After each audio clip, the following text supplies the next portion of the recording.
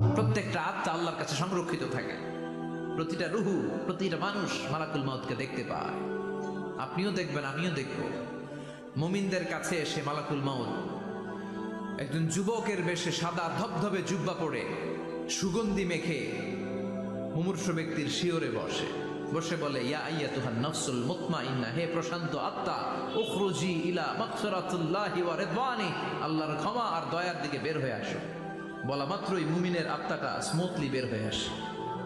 কাফান মিন আকফানিল জান্নাহ, হানুত মিন হানুতিল জান্নাহ, জান্নাত থেকে আনা সুগন্ধি কাফনের মধ্যে পেঁচিয়ে তিনি রূহটাকে নিয়ে ইল্লিনে চলে যায়।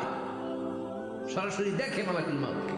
আর যারা ইসলাম বিরোধী, কোরআন বিরোধী, তাদের সামনে এসে মালাকুল মাউত ত্রাস সৃষ্টি করে। আগে ধমক, মালাকুল মাউত এসে কাফের, নাস্তিক, মুশরিকদের সামনে এসে এরকম একটা ত্রাস সৃষ্টি করে, ভয়